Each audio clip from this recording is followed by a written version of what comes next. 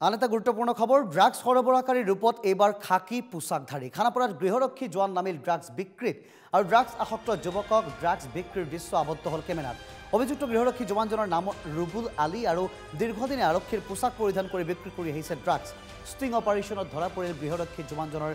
drugs বিক্ৰীৰ দৃশ্য আমি দৃশ্যাংশ দেখুৱাইছোঁ ইতিমধ্যে সেই যুৱকজনে এনেধৰণে আৰক্ষীৰ পোছাক পিন্ধি বিক্ৰী কৰি আহিছিল খানাপাৰাত ড্ৰাগছ আৰু মাৰাত্মক ড্ৰাগছৰ বেহা কৰিবলৈ এনেধৰণে এই ফান পাতিছিল এই যুৱকজনে আৰু শেহতীয়াকৈ এই